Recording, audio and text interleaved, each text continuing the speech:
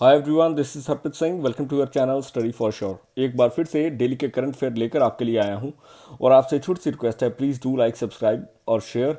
देखो, हमें आपके सपोर्ट की बहुत ज़रूरत है। हम आपके लिए मेहनत कर रहे हैं ताकि आने वाले समय में आपके गवर्नमेंट एग्जाम्स में ये चीज़ें काम आएँ। रिसेंटली थर्ड एडिशन ऑस्ट्रा हिंद का बिगिन हो चुका है। ऑस्ट्रा हिंद क्या है? ऑस्ट्रेलिया, हिंदुस्तान, इंडिया के बीच में एक जॉइंट मिलिट्री एक्सरसाइज। और ये जो है इस बार का थर्ड एडिशन, जैसे कि मैंने आपको बताया, क्योंकि देखो रिसेंटली जो ये एडिशन हुआ, लास्ट एडिशन पर्थ ऑस्ट्रेलिया में हुआ था। इस साल का जो एडिशन है ये पुणे महाराष्ट्र में होने वाला है 8 से 21 नवंबर के बीच में। और देखो, हमारी तरफ से होंगे डोगरा रेजिमेंट के 140 पर्सनल, वहीं पर ऑस्ट्रेलिया की तरफ से 120 पर्सनल ज्वाइन करेंगे। 13th जो लाइट हॉर्स रेजिमेंट है वो ज्वाइन करेगी, राइट। ये आपको याद नहीं रखना, आपको सिर्फ ये ध्यान में रखना है कि ऑस्ट्रेलिया ने हमारे साथ मिलकर थर्ड एडिशन किया है ऑस्ट्रा हिंद का। और देखो, ऑस्ट्रेलिया ने मालाबार भी ज्वाइन की हुई है, क्योंकि देखो मालाबार एक बहुत बड़ी नेवल एक्सरसाइज है जो कि इन बिटवीन इंडिया और यूएसए के बीच में होती थी। और बाद में जापान ने ज्वाइन किया, परमानेंट मेंबर बन गया। और फिर देखो ऑस्ट्रेलिया ने रीजॉइन किया। पहले ये इसका हिस्सा था, बाद में चाइना के इन्फ्लुएंस में इसने इसको में हट गया इससे, फिर उसने रीजॉइन किया। हालांकि अभी परमानेंट मेंबर नहीं बना है, राइट। सो हम भी इसका हिस्सा बनते हैं। देखो, कई तरह की ऑस्ट्रेलिया भी टॉप की एक्सरसाइज करवाता है, लाइकवाइज पिच ब्लैक जो कि रिसेंटली हुई थी ऑस्ट्रेलिया में, और हम भी उसका पार्ट थे। 2+2 dialogue, ministry of external affair, ministry of defence के जब पर्सनल्स मिलते हैं, सो ये डायलॉग भी हम इन बिटवीन चलता है। और इससे देखो बॉन होमी कैमराडेरी बढ़ेगी। देखो, बॉन होमी कैमराडेरी बहुत ही बढ़िया शब्द है, एक फ्रेंडशिप, ट्रस्ट वर्दीनेस या इन बिटवीन दोनों देशों में जो अच्छे ताल्लुकात हैं उसको दर्शाते हैं, राइट। और ये ऑस्ट्रा हिंद की शुरुआत 2022 में राजस्थान में की गई थी और ये इस बार का जो एडिशन है वो तीसरा है। और ये जो न्यूज़ है, ये देखो इंडिया ने अपोज किया है सीरिया और पाकिस्तान को। रिसेंटली यूएन में एक रेजोल्यूशन लेकर आते हैं दोनों countries, conventional arms control at the regional and सब रीजनल लेवल।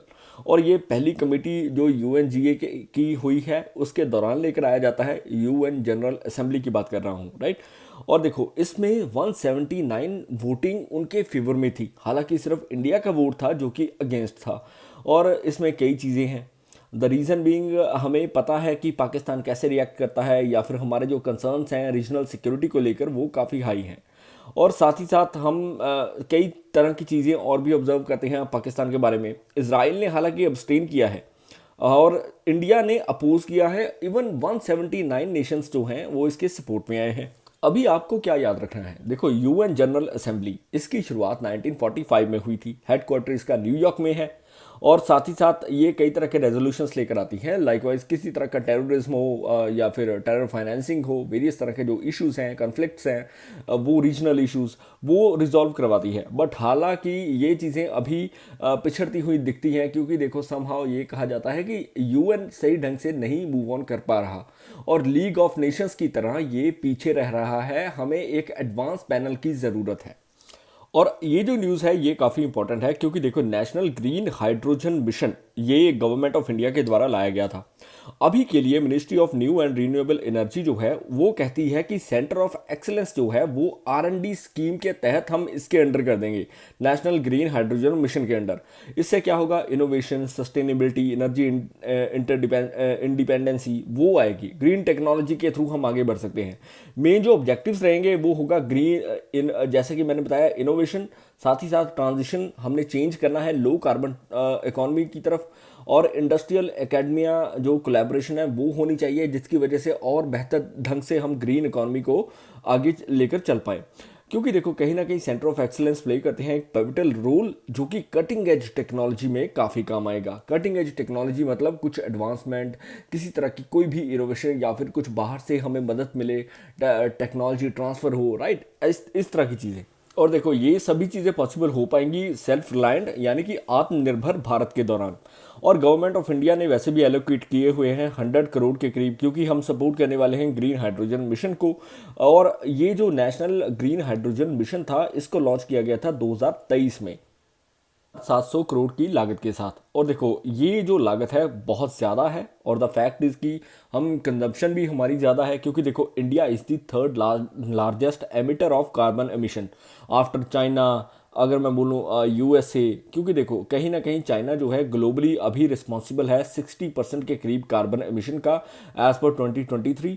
और देखो चाइना, यूएसए, इंडिया के बाद नंबर आता है रशिया और जापान का, क्योंकि बाय 2070 हमने जीरो कार्बन एमिशन इकॉनमी बनना है। अगली जो न्यूज़ है वो है scheme for strengthening the medical device industry, जो कि रिसेंटली लॉन्च की गई है हमारे जो जेपी नड्डा जी हैं, union minister for chemical and fertiliser, इनके द्वारा।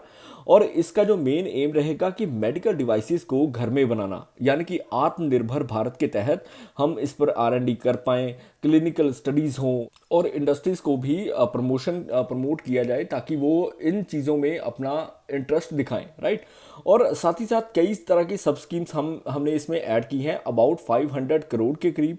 देखो, common facility for medical devices cluster, marginal investment scheme for reducing import dependency, medical device clinical studies support, या फिर मैं बोलूँ कि capacity building, skill development, medical device promotion scheme. देखो, medical device industry जो है अभी के लिए 14 बिलियन के करीब इसकी मार्केट वैल्यू लगाई जा रही है, जो कि बढ़कर 30 बिलियन या फिर 50 बिलियन भी हो सकती है बाय 2030, ऐसे की आंकड़े बताए जाते हैं, राइट। अगर आप ऑनलाइन सर्च करोगे तो आपको वेरियस आर्टिकल्स मिलेंगे इसके regarding. India fourth largest medical device market है एशिया में और वन ऑफ द टॉप 20 है ग्लोबली।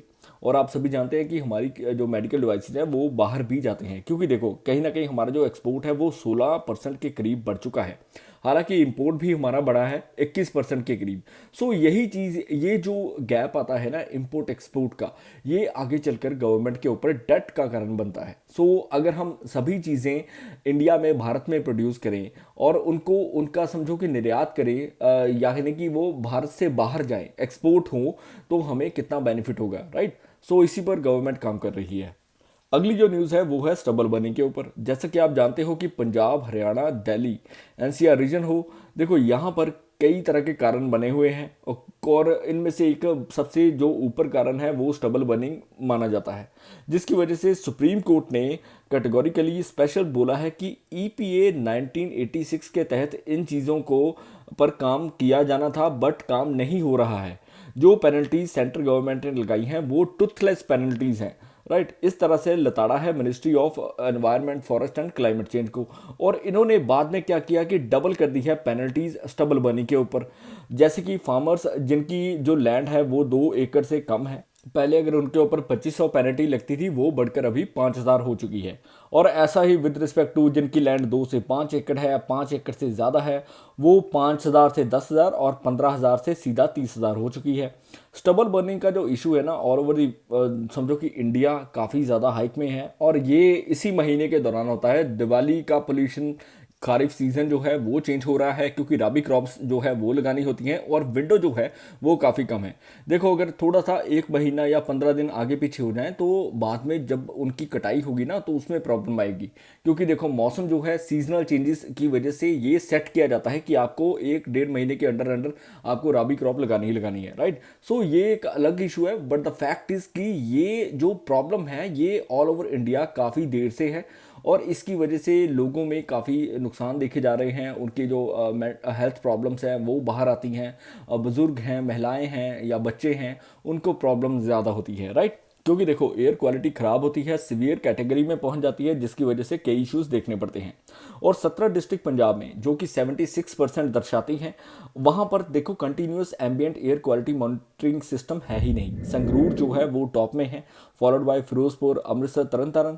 देन हरियाणा में अगर 32 CAA QMS लगे हुए हैं और ये कवर करते हैं ऑल डिस्ट्रिक्ट, क्योंकि 22 डिस्ट्रिक्ट्स हैं हरियाणा की।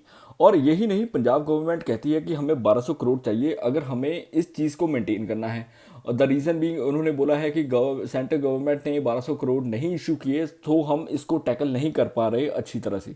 हालांकि ये इश्यूज जो हैं ये लाहौर में भी देखे जा रहे हैं। जी हाँ, पाकिस्तान का जो पंजाब है वहाँ पर जूज या पार्क्स जो हैं वो क्लोज कर दिए गए हैं एयर क्वालिटी को देखते हुए। ये जो न्यूज़ है ये है सुप्रीम कोर्ट जिसने रिसेंटली ओवरराइड कर दिया है 1967 का एक डिसीजन जो कि अलीगढ़ मुस्लिम यूनिवर्सिटी को समझो कि माइनॉरिटी स्टेटस नहीं प्रोवाइड करता था। और अभी के लिए मैं बताऊं कि सुप्रीम कोर्ट की जो नई जजमेंट है इसमें जो 7 जजेस की बेंच बैठी थी इसमें 4 जजेस फेवर में आए हैं, 3 समझो कि नॉट फेवर्ड में। और ओवरटर्न किया है इन्होंने 1967 का अजीज बादशाह केस जो कि डिनाई करता था माइनॉरिटी स्टेटस प्रोवाइड करना अलीगढ़ मुस्लिम यूनिवर्सिटी को। During the last working day 50th जो हमारे चीफ जस्टिस हैं, क्योंकि जैसा कि आप जानते हैं कि आज वो रिटायर फाइनल डे है, आज वो रिटायर हो चुके हैं। संजीव खन्ना जी अभी आ चुके होंगे आज। तो अर्लियर 1967 में ऐसा हुआ था कि जब 5 जजेस की बेंच बैठी थी तो उन्होंने एक डिसीजन लिया था कि एएमयू यानी कि अलीगढ़ मुस्लिम यूनिवर्सिटी जो है ये ना तो एडमिनिस्टर की जाती है मुस्लिम माइनॉरिटी के द्वारा और ना ही इसको एस्टेब्लिश किया गया है उनके द्वारा। तो हम आर्टिकल 30 को ये बिलोंग नहीं करती, तो हम इन्हें माइनॉरिटी स्टेटस नहीं प्रोवाइड कर सकते। क्योंकि देखो इसके रिगार्डिंग जो पार्लियामेंट में बहस भी काफ़ी छिड़ी और 1981 में एएमयू एक्ट लेकर आती है पार्लियामेंट और कहती है कि जो एएमयू है इसका जो समझो कि स्थापना है या फिर ओरिजिन है वो विद इन मुस्लिम कम्युनिटी के अंडर ही हुआ है। बट 2006 में एक और इलाहाबाद हाई कोर्ट का फैसला आता है जो कि कंप्लीटली इनवैलिडेट कर देता है इन अमेंडमेंट्स को।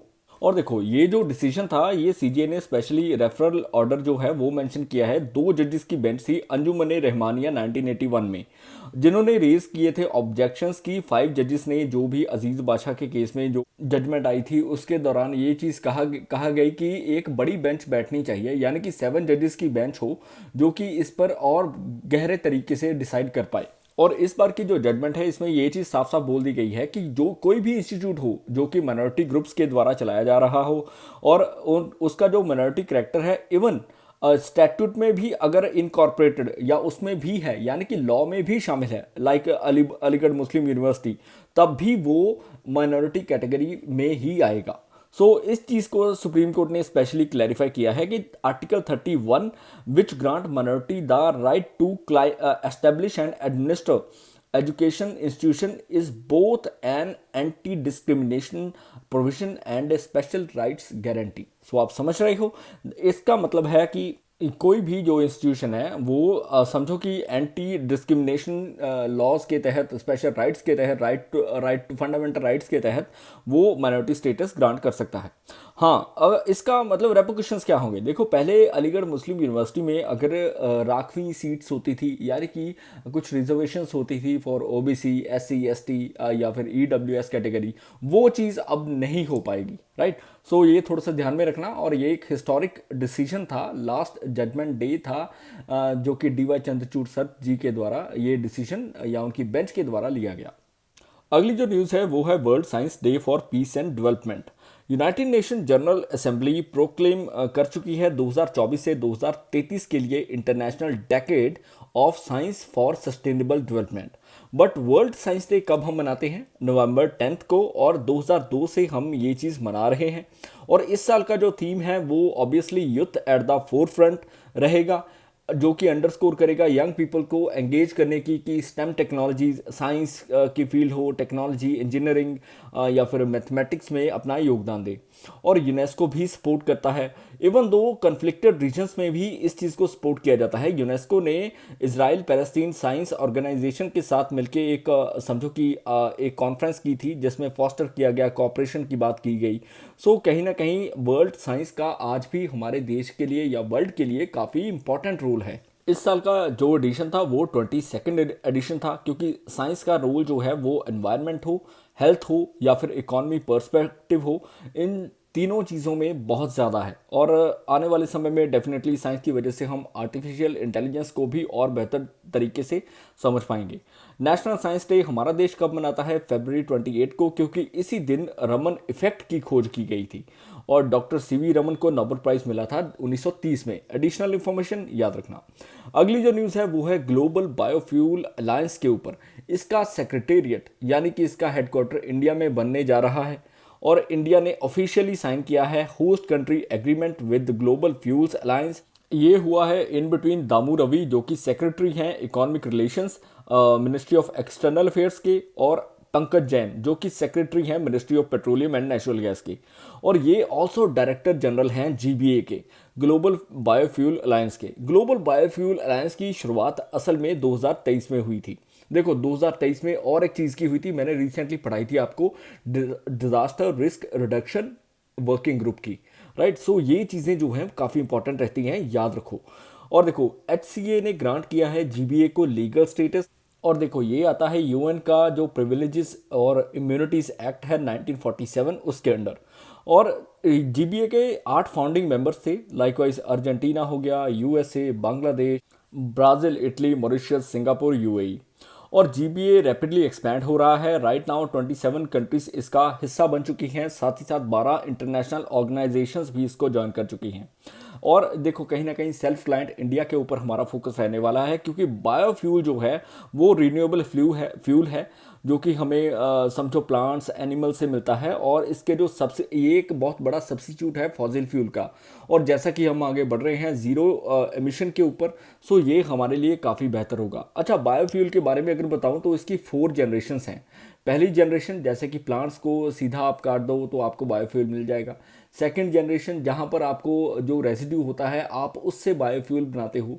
थर्ड जनरेशन जहाँ पर एल्गीज वगैरह इसके समझो कि ऊपर आती हैं। फिर फोर्थ जनरेशन होती है जो कि लास्ट जेनेटिक एल्गीज यूज़ होती है, गैसिफिकेशन का प्रोसेस यूज़ होता है। सो इस तरह से हम बायोफ्यूल वगैरह उसकी प्रोडक्शन कर सकते हैं। अगली जो न्यूज़ है, वर्ल्ड का पैराग्लाइडिंग कंपटीशन हुआ 2024 का। कहाँ पर? भारत में। भारत में कहाँ? हिमाचल प्रदेश। कहाँ पर? कांगड़ा। कांगड़ा में कहाँ? बीरबिलिंग। और देखो यूएस के ऑस्टिन कॉक्स जीत चुके हैं, और इनके बाद जो सेकंड पर आए हैं यानी कि फर्स्ट रनर अप रहे हैं वो है रंजीत सिंह। और देन जो पोलैंड के डोमिनिक कपिका हैं वो फर्स्ट आए हैं। और साथ ही साथ जो रिसेंटली वुमेन का कंपटीशन हुआ था उसमें जोआना कोकोट जो कि पोलैंड की हैं वो भी जीत चुकी हैं। और ये न्यूज़ इसलिए इंपॉर्टेंट है क्योंकि 23 प्लस कंट्रीज इसका हिस्सा बनी थी। कांगड़ा डिस्ट्रिक्ट को वैसे भी टूरिज्म कैपिटल बोला जा रहा है हिमाचल प्रदेश के द्वारा, क्योंकि यहाँ पर रिसेंटली मैंने एक न्यूज़ कवर की थी दुर्गेश अरण्य जूलॉजिकल पार्क के रिगार्डिंग, जो कि बारीखड़ एरिया कांगड़ा डेरा असेंबली कॉन्स्टिट्यूएंसी में पड़ती है, और पहला ऐसा जू है जिसको आईजीबीसी सर्टिफिकेशन मिल चुका है, यानी कि इंडियन ग्रीन बिल्डिंग सर्टिफिकेशन हासिल हो चुकी है। सो ये इसलिए काफ़ी इंपॉर्टेंट न्यूज़ बन चुकी है, इसलिए याद रखना। पहली साइटिंग देखी गई है ग्रेट ब्रिटेन की जम्मू एंड कश्मीर में। ग्रेट ब्रिटेन आखिर में है क्या? देखो ये एक किस्म का पक्षी है जिसका साइंटिफिक नेम है बोटोरस स्टेलारिस, और साथ ही साथ पहली बार कश्मीर में देखा गया, वुलर लेक के आसपास, और बांदीपुर डिस्ट्रिक्ट में ये पड़ता है जो लेक है। और इसकी सिग्निफिकेंट एडवांटेज है, द रीज़न बीइंग क्योंकि जहाँ पर बायोडाइवर्सिटी अच्छी है, जहाँ पर एनवायरनमेंट अच्छा होगा, वहीं पर ये माइग्रेटरी बर्ड जो है पाया जाता है। और सीजनल हैबिटेट के दौरान ये यूरोप में भी पाया जाता है, बाद में भारत में आता है, फिर यूरोप में चला जाता है, वगैरह वगैरह। और देखो रिसेंटली आपको पता होगा कि वेटलैंड्स का जो इशू है वो ऑल ओवर दी वर्ल्ड काफ़ी ज़्यादा प्रभावित है। कई ह्यूमन एक्टिविटीज़ या इकोलॉजिकल डिग्रेडेशन जो हो रही है, और सैंड माइनिंग हो रही है, इसका इशू रहता है, जिसकी वजह से वेटलैंड का जो एनवायरनमेंट है, बायोडाइवर्सिटी जो प्लेटफॉर्म है वो डिस्ट्रॉय हो जाता है। और इसके कारण ही अगर ये चीज़ हमें वहाँ पर मिली है तो दैट इज़ द रीज़न कि वहाँ पर एनवायरनमेंट रिस्टोरेशन कंजर्वेशन के जो वर्क हैं वो काफ़ी बेहतर ढंग से किए गए हैं, क्योंकि ये माना जाता है कि ये जो पक्षी है ये काफ़ी सेंसिटिव है, और इसको अपना एनवायरनमेंट यानी कि जो हैबिटेट है वो प्रॉपर ढंग से ही चाहिए। और स्पेशली ये एनवायरमेंटलिस्ट्स के लिए एक गुड न्यूज़ है और एक बढ़िया खबर है। अगली जो न्यूज़ है वो है माइग्रेटरी बर्ड्स के ऊपर। अगेन देखो 500 के करीब जो माइग्रेटरी बर्ड्स हैं वो मर चुके हैं राजस्थान में।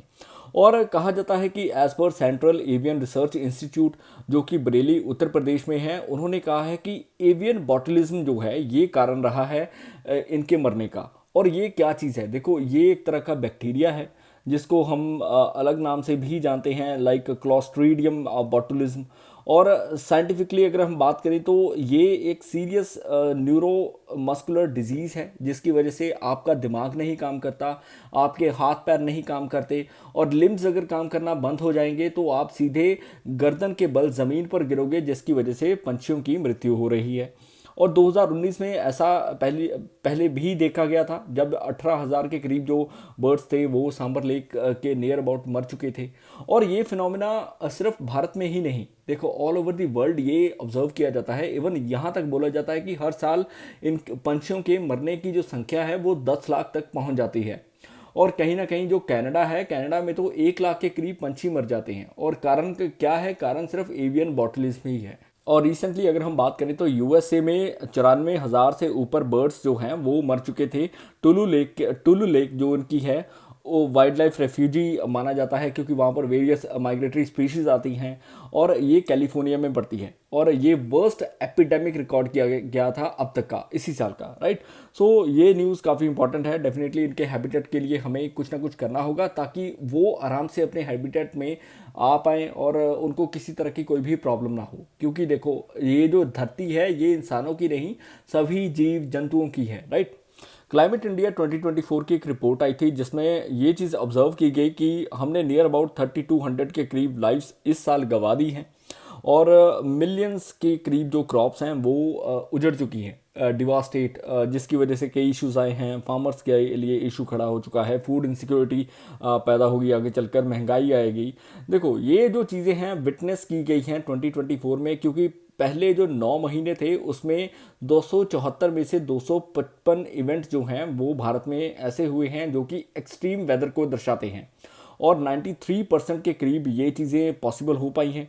और लास्ट ईयर 273 दिन में से 235 इवेंट हुए थे, इस बार के 255 इवेंट्स हैं। देखो कई स्टेट्स भी इसमें इंडल्ज हैं। द रीज़न बीइंग, देखो कई तरह की चीज़ें हुई हैं, त्रासदी आई है। State of extreme weather report के अनुसार मध्य प्रदेश ने एक्सपीरियंस की है high number of extreme weather days. वहीं पर केरला की अगर बात करें वहाँ पर फर्टिलिटीज़ ज़्यादा हुई हैं, मृत्यु ज़्यादा हुई है।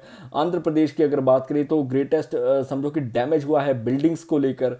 वहीं पर एक असेसमेंट, ये जो रिपोर्ट पेश की गई है ये climate India 2024 assessment of extreme weather events की रिपोर्ट थी, राइट। और सेंट्रल इंडिया ने सबसे ज़्यादा एक्सट्रीम इवेंट्स फेस किए हैं, followed by southern peninsula, east, north east और नॉर्थ वेस्ट। एडिशनली अगर बात करें तो एक रिपोर्ट ये भी कहती है कि जनवरी जो है वो सबसे ड्राइएस्ट महीना रहा 1901 से लेकर। अगर हम अब तक देखें तो 9वां ऐसा महीना था जो सबसे ड्राइएस्ट था। अभी क्यों ये इतनी इंपॉर्टेंट है? क्योंकि देखो फर्टिलिटीज़ की अगर बात करें 3.2 मिलियन हेक्टेयर्स के करीब हम क्रॉप डैमेज फेस कर चुके हैं। 2,35,000 बिल्डिंग्स जो हैं वो डिस्ट्रॉय हो चुकी हैं और 3,3200 से ज़्यादा फर्टिलिटीज़ यानी कि लोगों की मृत्यु हो चुकी है एज पर centre for science and environment. आज की जो लास्ट न्यूज़ रहेगी वो है वर्ल्ड लीडर क्यों स्किप कर रहे हैं COP29। देखो leaders like USA, China, India, इन्होंने स्किप कर दिया है ये इवेंट। यूएन क्लाइमेट कॉन्फ्रेंस हो रही है COP29 अजरबैजान में, बाकू में। और वर्ल्ड लीडर की ये क्लाइमेट एक्शन की समिट है। और इसका एक कारण ये भी कहा जाता है कि इंडिया अजरबैजान के जो रिलेशन हैं वो काफ़ी ठंडे हैं, फ्रॉस्टी डिप्लोमेटिक रिलेशंस हैं। क्योंकि देखो कहीं ना कहीं हम आर्मेनिया को सपोर्ट करते हैं और अजरबैजान जो है वो पाकिस्तान के साथ मिलके कई तरह की चीज़ें करता है जो कि इंडिया ने पसंद नहीं करता, राइट, वेरियस इश्यूज। सो वो ये एक जियो पॉलिटिकल इशू था। बट द फैक्ट इज़ कि अर्लियर पहले भी जो यूरोपियन कमीशन की प्रेसिडेंट हैं उर्सुला वॉन डर लेyen, इन्होंने भी कैंसिल की है इनकी पार्टिसिपेशन। और इंडिया की जो पार्टिसिपेशन है ये अभी के लिए ये नहीं है कि वहाँ पर कोई जाएगा नहीं। देखो हेड्स ऑफ द स्टेट नहीं जाएंगे, मिनिस्टर ऑफ द स्टेट वहाँ पर जा रहे हैं, कीर्तिवर्धन सिंह, जबकि जाना चाहिए था भूपेंद्र यादव को जो कि एनवायरमेंटल मंत्री हैं। और साथ ही साथ अगर 2024 की बात करें तो ये भी कहा जाता है कि ये वार्मेस्ट ईयर है अब तक का रिकॉर्डेड हिस्ट्री में, क्योंकि हम अभी भी ये चीज़ मेंटेन नहीं कर पाए हैं। क्योंकि पेरिस एग्रीमेंट के दौरान हमने कहा था कि 1.5 डिग्री के सेल्सियस के करीब हमने तापमान को नियंत्रित करना है प्री इंडस्ट्रियल लेवल, वो चीज़ पॉसिबल नहीं हो पाई है। और इस साल की जो मीटिंग है ये 29th मीटिंग थी। कहीं ना कहीं ये भी कहा जाता है कि जो कॉप के प्रेसिडेंट हैं, ट्रायक का प्रेसिडेंट हैं, यूएई, अजरबैजान, ब्राज़ील, और ये अभी भी मैनेज नहीं कर पाए हैं new collective quantified goal on climate finance, जो कि एक मेजर पॉइंट ऑफ कंटेंशन रहा, जिसकी वजह से जो बाकी देश हैं वो भी इसमें नहीं आ पाए या फिर इमर्जिंग नेशंस नहीं आ पाए। क्योंकि कहीं ना कहीं डेवलप्ड कंट्रीज पुश कर रही हैं चाइना को कि वो सबसे ज़्यादा एमिटर है और वेरियस जो इमर्जिंग नेशंस हैं जो ज़्यादा एमिटर होंगे उनको कॉन्ट्रीब्यूटर्स में लाओ। ताकि वो उनको कम पैसे देने पड़े या फिर जो कंट्रीब्यूशन है वो भी अपना उतना ही करें, राइट। क्योंकि देखो डेवलप्ड कंट्रीज के लिए कहा गया था 2022 में कि $100 बिलियन इनको देने होंगे डेवलपिंग कंट्रीज को, ताकि वो आगे चलकर समझो कि क्लाइमेट चेंज में या फिर अपनी जो टेक्नोलॉजीज हैं उनको डेवलप कर पाएं या फिर क्लाइमेट चेंज को रोक पाएं। वो चीज़ पॉसिबल नहीं हो पा रही है और ये जो फंड है ये भी जनरेट नहीं हो पा रहा। और पपुआ न्यू गिनी के जो फॉरेन मिनिस्टर हैं उन्होंने तो बोल दिया कि a total waste of time, ये जो 2029 की मीटिंग थी। सो हालांकि ये मीटिंग चल रही है, बट देखो क्या होता है। किसी तरह की कोई भी अपडेट आती है आपके लिए लेकर आऊँगा। Till then please do like, subscribe, share और कमेंट। और ये भी बताइएगा कि आपको हमारी वीडियोस कैसी लगती हैं। May you have a successful day ahead. Bye bye.